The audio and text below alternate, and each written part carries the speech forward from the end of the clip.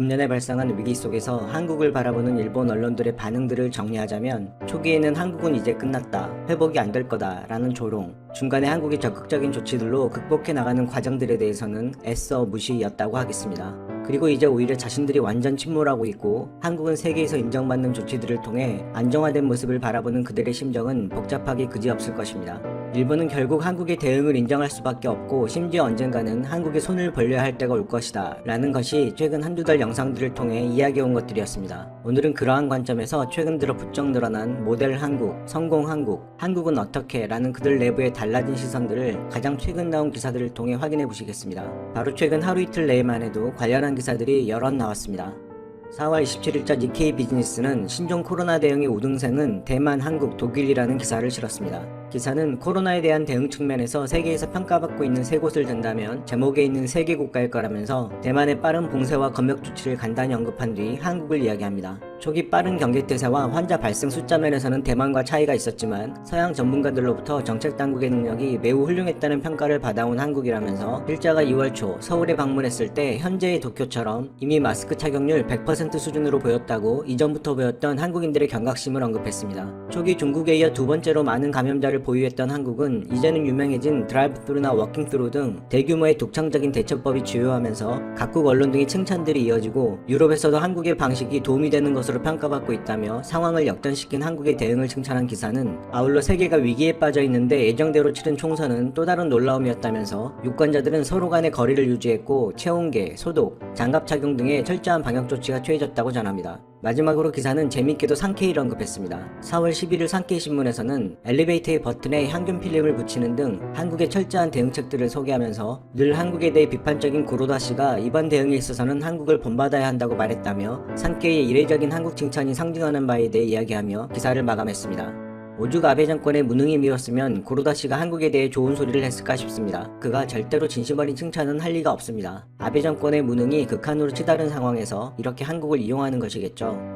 4월 27일자 비즈니스 인사이드에서는 트럼프의 경제 재개가 불안을 이야기하고 있는 반면 한국, 독일 같은 대책이라면 피할 수 있는 경제적 손실이라는 제목의 기사를 내놨습니다. 자신들과 비교하는 것이 아니라 미국의 대응과 비교한다는 점이 재미있습니다. 한국이 언급된 부분만 간단히 요약하자면 한국과 독일보다는 큰 경제 손실이라는 소제목 하에 트럼프 대통령과 백악관 움직임이 한국이나 독일처럼 신속했다면 코로나 확산 이전에 비해 최대 80%의 경제적 손실을 피할 수 있었다는 클린턴 행정부의 전직 경제 담당 상무관 로버트 샤피르 씨의 리포트가 있었다면서 샤피르에 따르면 한국이 이번 사태로 받은 GDP의 감소율은 연간 2.3% 수준인 반면 그나마 잘 대응해왔다고 평가받는 독일만 해도 40% 이상의 손실이 예상되고 미국이 트럼프 대통령의 대응 지연으로 입은 피해는 GDP 16.6% 감소로 추정된다고 전했습니다.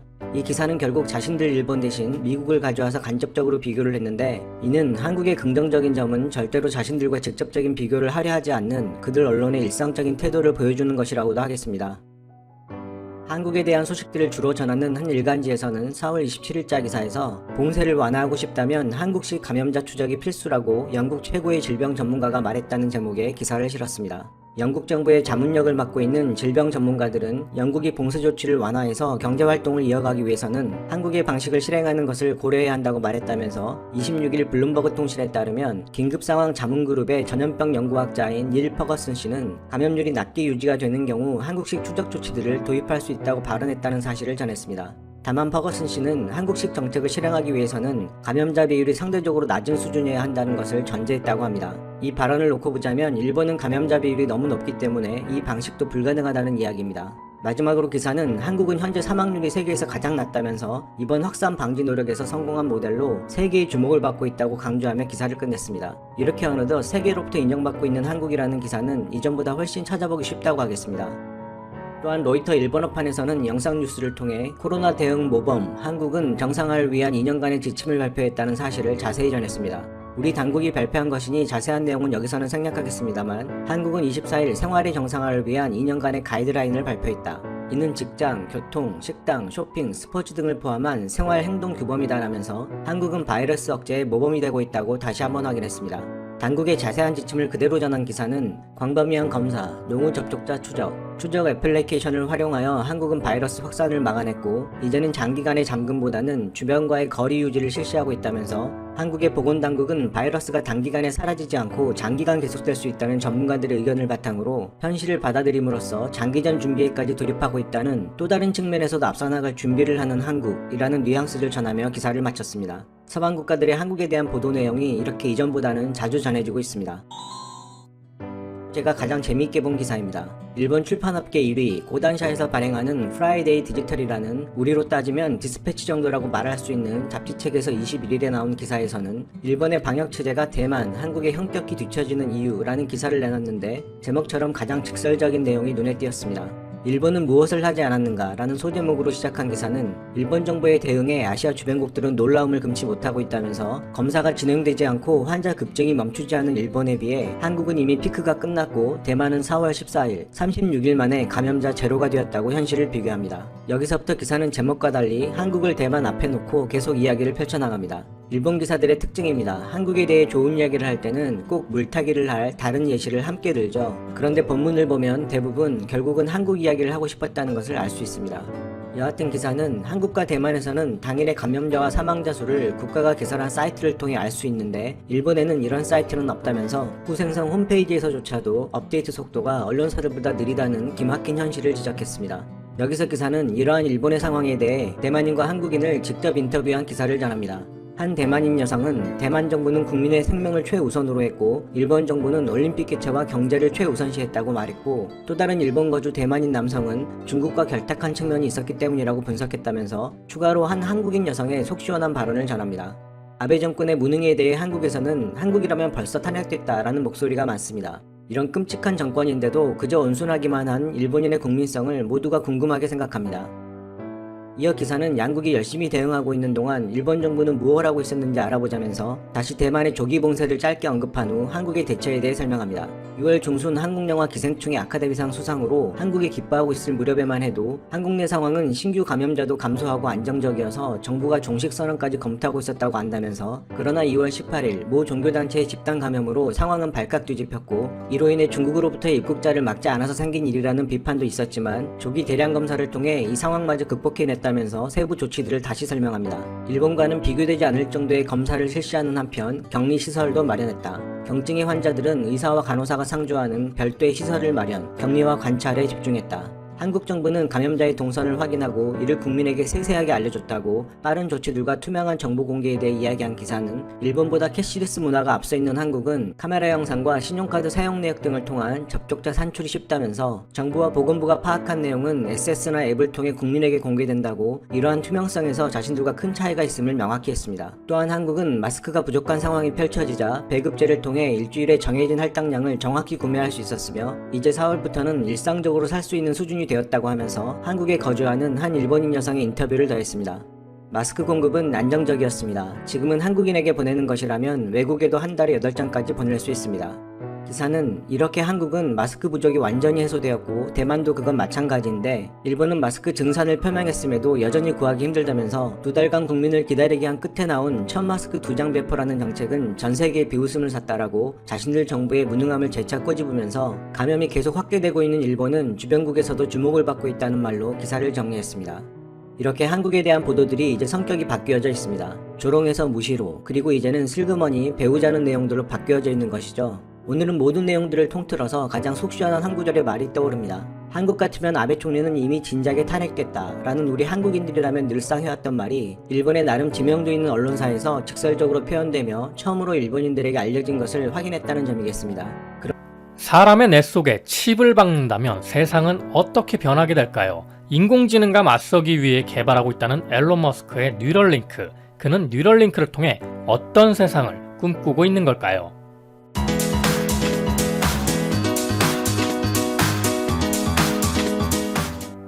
안녕하세요. 세상의 모든 지식들을 재밌고 쉽게 풀어드리는 네오의 지식창고입니다. 여러분들의 구독과 좋아요는 제게 큰 힘이 됩니다.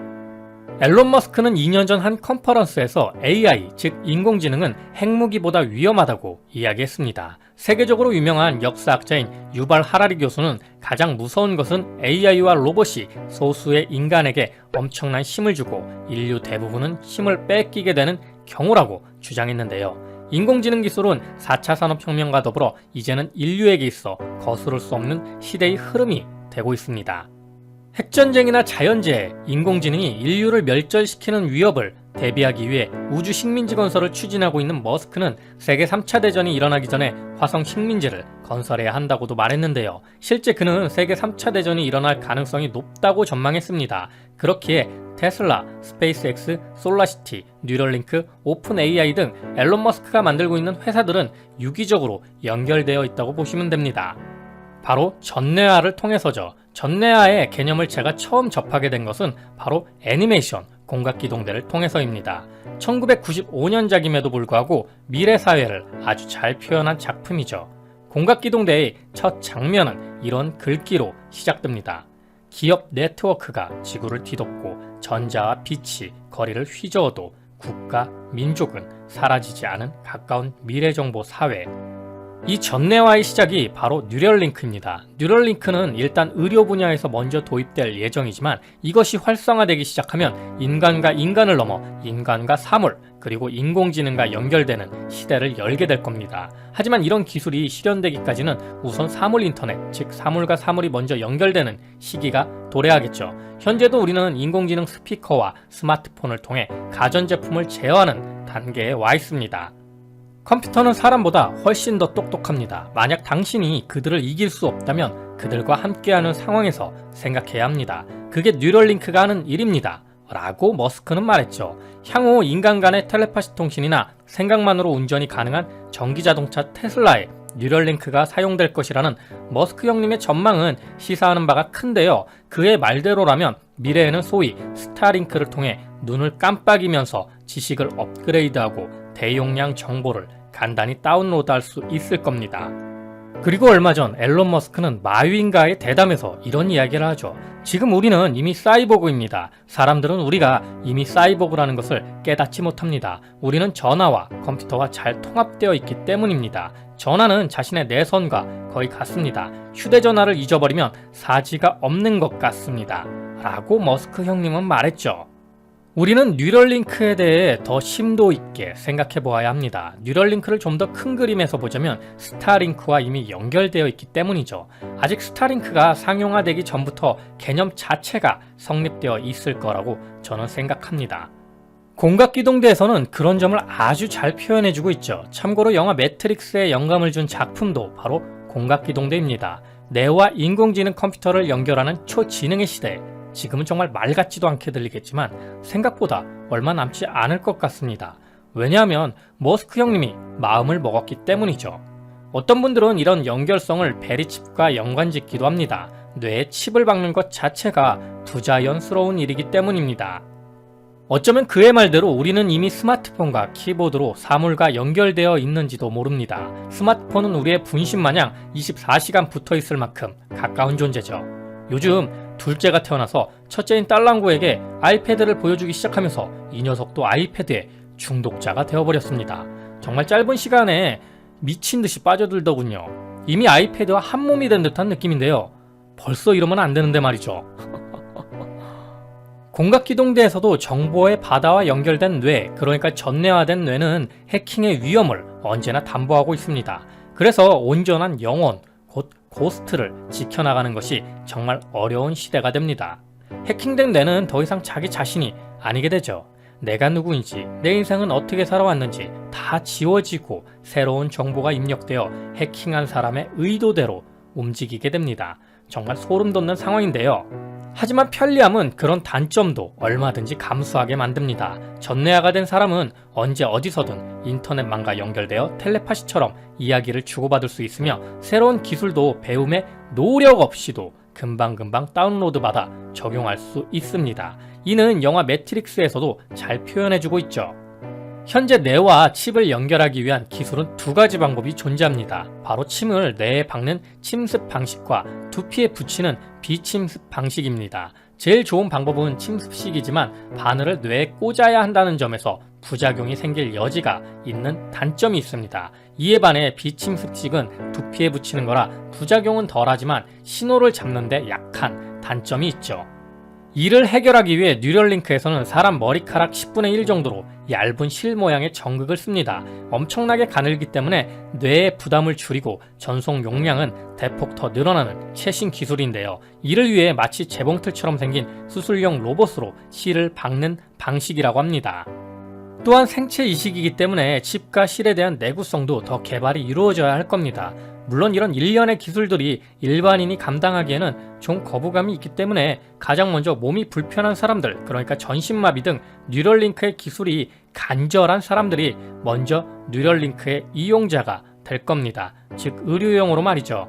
뉴럴링크는 뇌 컴퓨터 인터페이스 기술에서 세 가지 중요한 기술에 초점을 맞추고 있습니다. 전극을 위한 유연한 재료와 전자장치를 소형화할 수 있는 집적 회로 기술, 그리고 외부 장치와 완전히 무선으로 상호작용시키는 기술이 바로 그것이죠. 2019년 7월 16일 현지 시각 열린 시연 행사의 발표로 인해 전극을 위한 유연한 재료, 소형화를 위한 직접 회로 등의 기술은 상당한 진전을 보인 것으로 확인됐습니다. 뉴럴링크는 수술용 로봇을 이용해 뇌의 외층이나 피질에 이식할 수 있는 3072개의 유연한 전극까지 개발했다고 밝힘으로써 인상적인 기술 개발로 평가받았는데요. 뉴럴링크는 현재 동물 임상을 끝마치고 사람에 대한 임상 신청에 들어가 통과를 기다리고 있다고 합니다. 이렇게 뉴럴링크를 통해 뇌와 연결된 칩으로 인터넷에 접속이 된다면 가장 발전될 것이 무엇일까요? 저는 가상현실과 증강현실이라고 생각하는데요. 구글에서도 이를 위해 구글 글래스를 만들기도 했지만 어지러움 등 여러 부작용이 생겨 구글 글래스는 지금까지도 아직 상용화되지 못하고 있습니다. 하지만 이런 도구들이 직접 뇌신경망과 연결되어 작은 칩 하나로 해결이 된다면 몸에 달고 다닐 필요 없이 상당히 간편하고 빠르게 인터넷이 뇌와 연결될 겁니다. 키보드, 마우스, 심지어 스마트폰도 필요가 없어지겠죠. 뇌에 박힌 칩으로 전화를 걸고 인터넷 검색을 하면 되니까요. 또한 영생을 얻을 수도 있을 겁니다. 공각기동대에서 전뇌화를 통해 옷을 바꾸듯 의체를 바꾸는 장면이 있는데요. 뇌와 연결된 칩으로 외부에 있는 정보를 다운로드하듯 반대로 뇌에 있는 신호를 업로드할 수도 있을 겁니다. 우리의 자아를 USB 같은 저장 공간에 아니면 인터넷에 저장할 수 있다는 뜻이죠. 교육 환경에도 많은 변화가 생기게 될 겁니다. 이제는 애써 배울 필요가 없는 거죠. 다운로드해서 뇌에 깔아주기만 하면 되니까요. 학교가 없어지고 교사가 사라질까요? 도덕도 다운로드 가능하려나? 하지만 사람마다 신체적, 지능적 차이가 있기 때문에 다운로드 한다고 다 구현되는 건 아닐 겁니다. 어느 정도 체화시키기 위한 과정이 필요하겠죠. 물론 이 정도의 기술까지 가는 데에는 좀 더 많은 시간과 기술이 축적되어야 할 겁니다. 앨런 머스크가 살아생전에 어느 정도까지 기술을 보여줄지 우리는 지켜봐야겠죠. 뉴럴링크는 결국 스타링크와 밀접한 관계를 형성하게 될 겁니다. 어디서나 끊김없는 위성 인터넷이 전내화된 사람들을 다 연결하게 될 테니까요. 단어도 보세요. 스타링크, 뉴럴링크, 링크 돌림이잖아요. 또한 스타링크의 인터넷망은 상당히 저렴한, 아니 단말기만 있다면 공짜로 연결될 수도 있을 겁니다. 독점을 위한 하나의 단계죠. 하지만 재밌는 사실은 머스크 형님은 인공지능을 위험하다고 이야기하면서도 오픈 AI라는 인공지능 회사를 만들었는데요. 이 위험한 인공지능을 어느 한 회사가 독점하는 것을 막기 위해 오픈소스를 통해 인공지능 기술을 개방하려 한다는 점입니다. 스타링크가 쏘아 올린 저궤도 위성통신으로 전 인류의 인터넷망을 통합한다면 아마도 우리가 상상할 수 없는 새로운 세상이 열리게 될 텐데요. 이게 과연 기술을 통해 우리를 지금보다 더 편하고 안락한 생활로 인도해 줄지, 아니면 감시를 통한 빅브라더로 우리도 모르는 사이 구속하게 될지 지금으로서는 알 수가 없습니다. 다만 현재 앨런 머스크가 실행하고 있는 모든 일들이 하나의 연결성을 가졌다는 점을 가정하고 생각한다면 무언가 거대한 것이 지금 우리에게 다가오고 있다는 느낌이 개인적으로 드는데요. 현재 코로나 사태로 인해 사람들은 보다 인터넷 안에 머무르는 시간을 더 늘려나가고 있다는 점에서 앨런 머스크의 스타링크와 뉴럴링크는 앞으로의 시대가 원하는 기술이 될 겁니다. 아까 이야기한 것과 마찬가지로 가상현실이 점점 가까워지고 있는 지금, 닌텐도의 동물의 숲이라는 게임이 대박이 난 것도 어쩌면 비대면 사회에서 사람들의 욕구가 사이버상의 만남으로 표출되었기 때문으로 보여지는데요. 인간은 사회적 동물이다 라고 말한 아리스토텔레스의 말처럼 방구석에만 머물 수는 없는 노릇이기 때문이죠.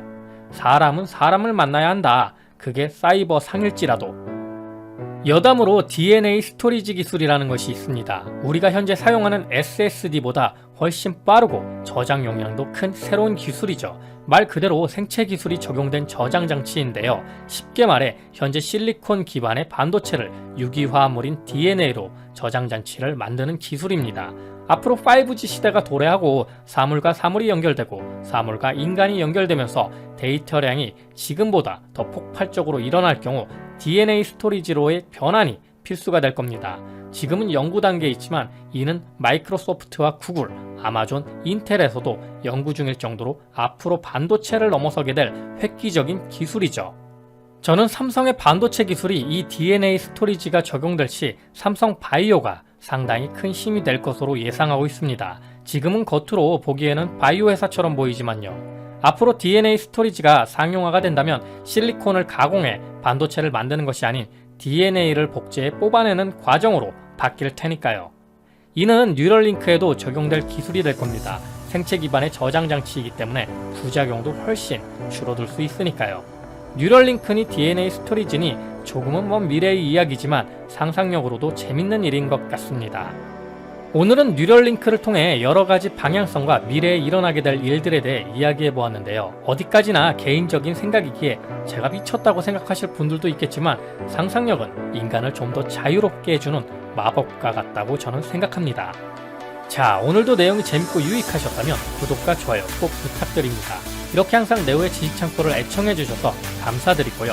오늘 하루도 좋은 하루 되시길 기원하겠습니다.